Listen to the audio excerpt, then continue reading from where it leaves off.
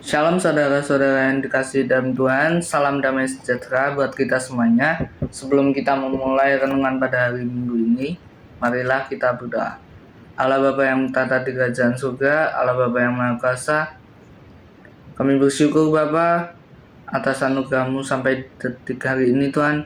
Terima kasih atas ibadah yang boleh kami lakukan, boleh kami resapi tadi Tuhan pada pagi hari ini Tuhan.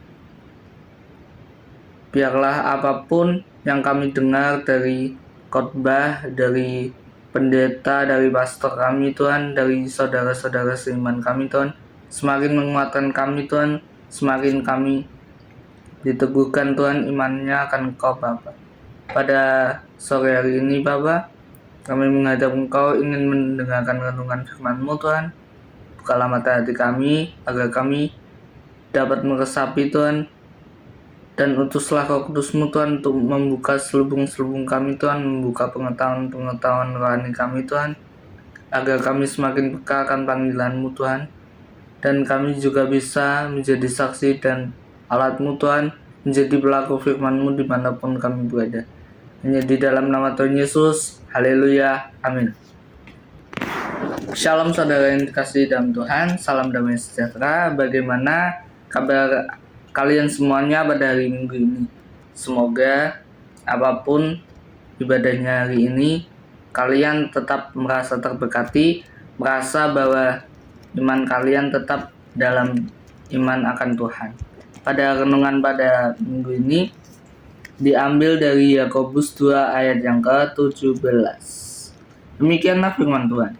Demikian juga halnya dengan iman. Jika iman itu tidak disertai dengan perbuatan, maka iman itu pada hakikatnya adalah mati. Saudara yang dikasihi dalam Tuhan Yesus, di dalam kehidupan sehari-hari, terkadang kita mempunyai rencana-rencana, mempunyai tujuan hidup, mempunyai rancangan-rancangan, mempunyai wacana-wacana akan apa yang terjadi di kemudian hari. Terkadang rencana yang kita harapkan tidak sesuai dengan apa yang kita minta, ataupun di tengah jalan terjadi suatu hal yang tidak kita bisa pastikan sebelumnya, dan itu merugikan bagi rencana kita. Nah, sama halnya dengan iman. Iman itu seperti sebuah rencana kita, angan-angan kita untuk menuju sesuatu. Dikatakan dalam Alkitab, iman adalah bukti dari segala sesuatu yang tidak terlihat, dan juga dasar dari segala sesuatu yang kita harapkan. Nah, sama dengan halnya dengan rencana. Rencana adalah suatu jalan untuk kita menuju ke depannya. Sama juga dengan iman. Apabila kita ingin menuju kepada Tuhan, kita butuh iman itu. Iman tuh simpelnya gini, saudara. Kita percaya, dan kita percaya juga bahwa hal tersebut sudah terjadi. Misal, kita dibaptis dengan air dan roh. Nah, itu salah satu atau jalan pertama kita untuk mewujudkan iman kita kepada Yesus Kristus. Nah, kemudian iman ini tidak bisa hanya melalui baptisan saja, melalui ibadah saja, atau melalui doa-doa saja. Iman harus dinyatakan lewat perbuatan. Nah, contoh perbuatannya adalah mengasihi. Mengasihi adalah perbuatan iman, bahwa kita percaya kalau Tuhan itu mengasihi kita, dan Tuhan ingin memakai kita untuk menjadi pewarta kasih-Nya, pewarta sabda Injil-Nya. Untuk daripada itu, kita tidak bisa hanya percaya kepada Tuhan. Kita harus menjadi saksi dan alatnya, menjadi pelaku-pelaku firman-Nya, dan kitalah yang akan menggenapi setiap firman Tuhan yang disampaikan kepada kita. Istilahnya gini, saudara. Ada perumpamaan, seorang petani memiliki satu kebun atau memiliki satu ladang sawah. Nah, petani itu adalah Allah itu sendiri. Sawah-sawah itu kita sendiri. Petani memberikan pupuk, memberikan air, memberikan semua yang dibutuhkan sama padi itu untuk berbuah, untuk berkembang. Sama halnya dengan kehidupan kita. Allah itu petani yang memberikan kita tidak hanya rezeki jasmani, tetapi juga rezeki rohani. Bagaimana kita juga dikuatkan, roh kita juga dikuatkan dalam Allah.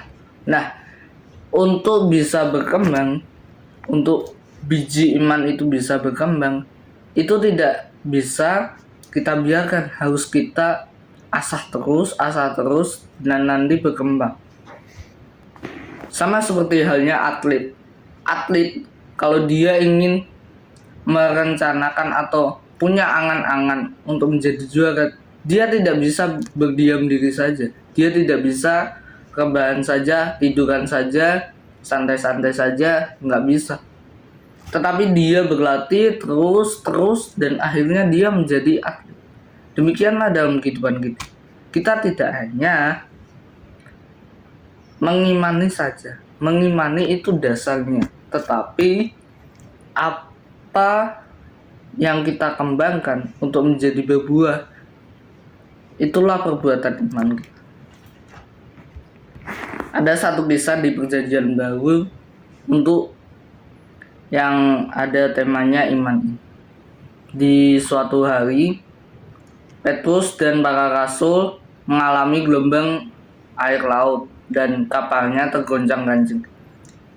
Mereka tetap percaya bahwa Yesus bisa melakukan atau bisa meredakan angin tersebut, tetapi mereka juga melakukan aksi iman, yaitu membangunkan Yesus dari tidurnya, sehingga Yesus bisa dengan segera meredakan badai tersebut.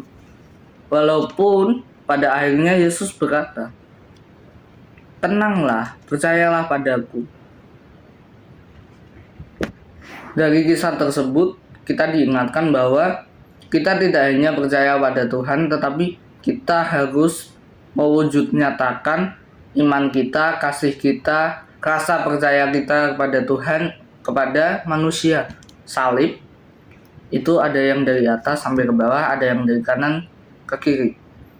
Dari atas ke bawah itu kita percaya kepada Tuhan, kita berserah pada Tuhan, kita dekat dengan Tuhan, tetapi juga harus dekat dengan manusia, saling mengasihi manusia, seperti Tuhan mengasihi kita semua.